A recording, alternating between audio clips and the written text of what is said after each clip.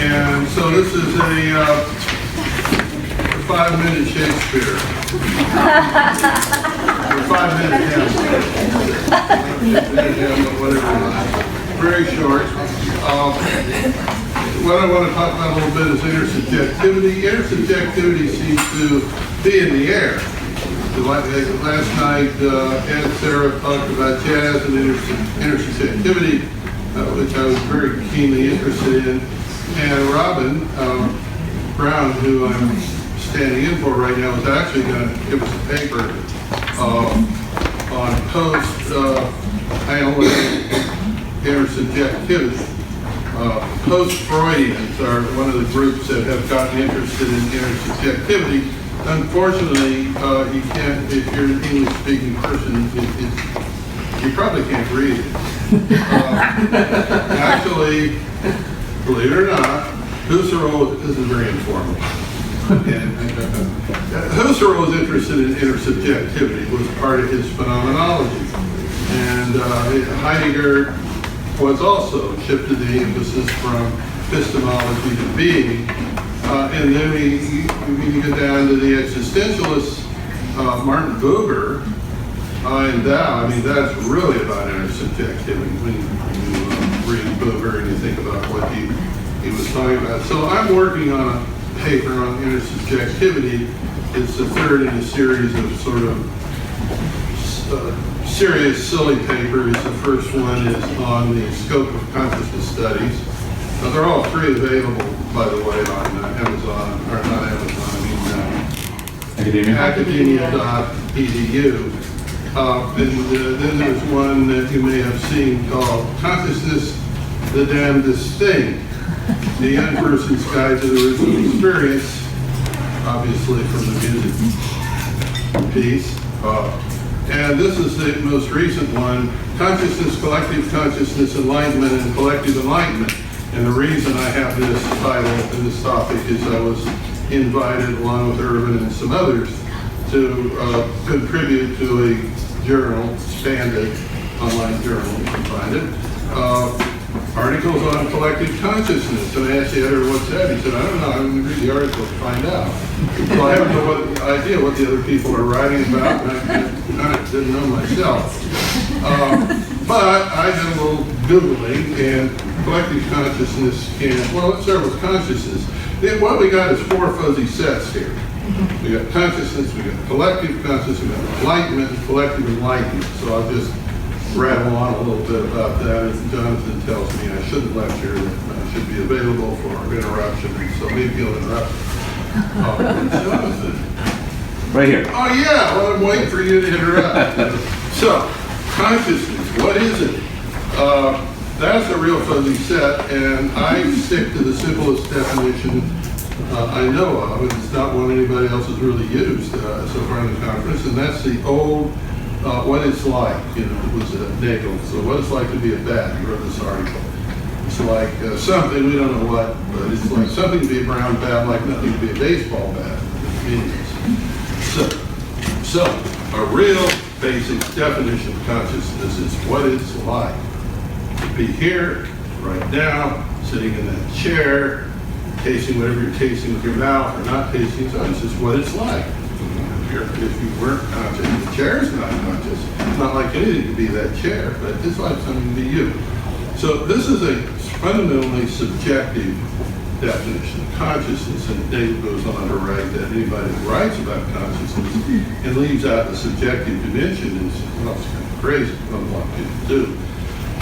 So that's my definition, what it's like, very simple idea of consciousness. That's what I'm going to use, not fussy about it. Now, what could collective consciousness be? Well, it's got something to do with what it's like to be collective, part of a group. Well, if you just Google collective consciousness, it has a number of possible meanings. The first thing to come up with is social definitions. Collective consciousness, for example, increasing awareness, a public opinion about it, collective women's rights, for example, collective consciousness about women's rights or social issues. And so there's this collective idea of consciousness that is basically social or about values, and that's the one you'll mostly see. As I said, Husserl and Heidegger both included collective consciousness in their phenomenologies, but unfortunately they're inscrutable, at least to me. Now, is anyone here that can read them? This lady over here, she can read Husserl and phenomenology. Yeah, Husserl and Heidegger, and my hat's off to you as a matter of fact. But they dig into this a little bit. And so there is this tradition in phenomenology that comes down to existentialism in the 60s, where you find Martin Buber and I and thou, the mention of I and thou. When you're in an I and thou relationship, I think you can say you're truly in an inner subjective experience. You're in an experience that actually shared. Now, what does that mean? I'll talk about this a little bit. If you listen to a piece of music with your best friend, you both like it if you had a shared experience. If you both become totally absorbed in the music together, totally absorbed, and then have you share an experience. If you make love and you can't find the place where your body's in, the next body starts, and you seem to be in a usual state of pleasure or ecstasy. Actually, this would happen to you mostly after the orgasm. I won't ask for a show of hands, but I know I've experienced this, and I have too, where you just, there's no sense of separation. Is that intersubjectivity? Well, I would think of that as intersubjectivity. So I'm looking around for examples of intersubjectivity other places in the literature, not much literature about it. It turns out there are a number of cultures that talk about, seem to experience intersubjectivity. If you look at my paper, you'll see an example of an Amazonian culture that has collective visions. They're drugs facilitated or entheogen facilitated, but they sit in a circle and these animals parade through, jaguars, eagles, and so on, and everybody sees them, the collective vision. So that seems to be collective consciousness. Also, the Bushmen of Africa report collective experience, all their state experiences, where they go to what's called the library or the school, we call it, and they get traditional knowledge. So how does a culture like that carry detailed traditional knowledge over decades and generations? They go to the school, bring it back and go together. Do you have a question? Can I ask you, when you say intersubjectivity, and where boundaries seem to dissolve, in terms of like the random number generator, like when 9/11 happened or when Princess Diana died, the numbers that were random were no longer random. A field effect, didn't it? Would that be considered? Same thing happened when the Titanic sunk. As a matter of fact, there were newspaper reports about it before it even happened. Wow. But that kind of takes us off into something. But is that intersubjectivity or no? I would not say it is. It isn't. It's somehow shared knowledge. It's collective maybe some shared experiences. Okay. When I talk about intersubjectivity, how many Quakers? I've been. Okay, I am, among other things, a Quaker, Eastern Quaker, and if you sit in a Quaker meeting and you are lucky enough to experience what's called a gathered meeting, have you experienced a gathered meeting? I have. You just, suddenly you're part of the whole group, right? Yeah. I mean, I don't know how else to put it. You're just part of the group. It's a powerful experience. I don't mean it's like real super, you just know it. And everybody in the Quaker house will look at each other and say, whoa, that was a gathered meeting. Okay, well, gathered meeting is an intersubjective experience, and it's not supercharged or anything else, it's just real. And so that's what I mean by intersubjectivity. There are certainly fields that are relevant to that, and I talk about them some in my article. Okay, so I'm interested in the nature of intersubjectivity. We have a philosopher out there, many of you read, Christian Quincy. He wrote a book called Radical Knowledge, in which I think he makes a wonderful case, and sort of we heard this yesterday, that we all live in intersubjectivity all the time, just like fish live in water. There's nothing spooky about it. It's just that somehow we haven't noticed. We're like the fish, we just haven't noticed. And I think there's some truth to that. There's some truth to the fact that we all are living in an intersubjective inner universe or inner outer universe, and we just largely aware of it. So we have to kind of wake up to it. So I have some quotes here by William James and others, but well, I don't know that I should talk anymore about it. That's what I'm interested in. There's been relatively little really done on it that I know of, but please send me stuff. I would like to explore more deeply. Yeah. I appreciate the idea of intersubjectivity. By the way, your word is inter or inner? Inter, you're saying, okay. Do you know of any studies showing parallel or coherent brain action between people having an Well, I don't know what they're experiencing, but there's a researcher in Italy that I know fairly well. We keep trying to translate his work into English, but I don't read Italian, he doesn't read English. But he, for years, has been putting people that are close to each other, emotionally close, meditating, and he's even published a book. And you can see the EEGs just come in perfect synchrony. First time I saw it, I told my wife, oh, he's got a grounding problem. I've done enough EEG to know that. No, I've seen a lot more of it, and he does this all the time. What's his name? So we've heard some, I can't even say the Italian. You have to get in touch with him. He's part of the Urban Laszlo group in Italy. Now, I don't think he's looked into the phenomenology of that, and we've heard already some discussion of people meditating together, and then this whole business of coming into heart variability in your group, especially, what's his name? Mikey has been working with heart variability in groups. So I'd be interested in knowing how much they come together.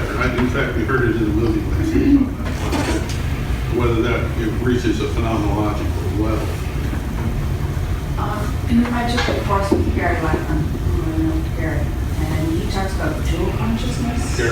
Gary Lackman. Well, there is what's called dual consciousness, in which you're kind of experiencing two things at once. So I know we're going to be working Same thing. but we're going to be working on poetry, and so Yes. do you think, and looking over at Ed, same thing with music, so can the poet and the reader experience Well, that's a good question. intersubjectivity?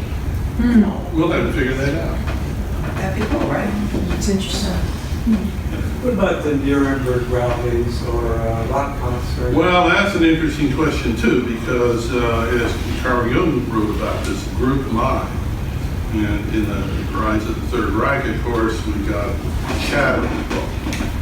Both Jung and Maria von Franz, his great student at college, said people in Germany changed individually, became more mean-spirited, stingier, angrier. Hey, that's going on in my neighborhood. Have you noticed? Yeah. So that you would call that a collective shadow, I think. I don't know where that stands in terms of intersubjectivity, but it's not irrelevant. Yeah. Sartre, in Being in Nothingness, he has a whole little chapter on we subjectivity. His example, he was writing in a cafe, is there's an accident, like a car accident outside the window, and then everybody in the cafe, in that moment, is like sharing a subjectivity because we're all That's experiencing. really interesting. even though I can't read Husserl or Heidegger, I have read a lot of Sartre. Yeah, he's more fun to read. That's very bad. And I can even read it in French. But after nausea, I have read stuff. Okay, one more question. Yeah, just to add a comment on this. I would actually, Magdalena brought up the random number generators, and I would say that is an indication of intersubjectivity. And I think a key, the thing I brought up last night was what I call the second tier hard problem. Does intersubjectivity, is it epiphenomenal to individual consciousness, or is it primordial? Yeah. Now, Christian De Quincey, of course, would say it's primordial, as I would too. So looking at this, what I would say is the field consciousness And there's a ton of research that's coming out. Dean and Roger Nelson, people in the SSA group, and they're actually here in a couple of weeks. That suggests something in the primordial dimension of intersubjectivity.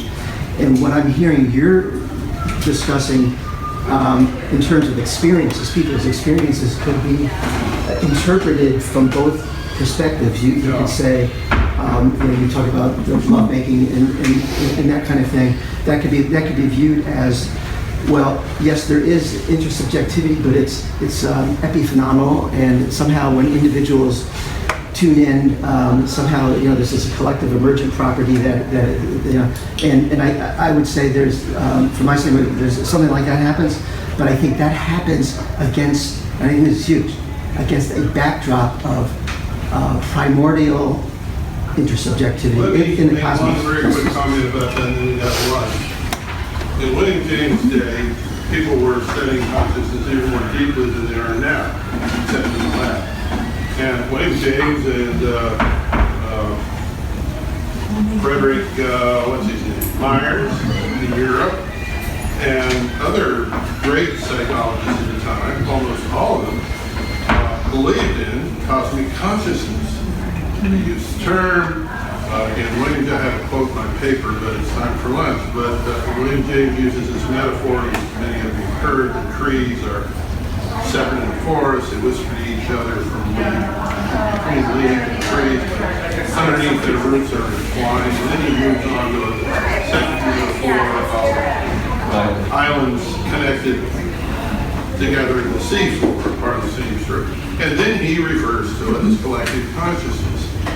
So back in James' day, the idea of a root collective consciousness was almost very widely accepted. Someone was another one. My own opinion, and you can argue with me, is that a lot of this talk today about non-dual experience is simply a modern way to rediscover collective consciousness, what I just said, cosmic consciousness. Yeah.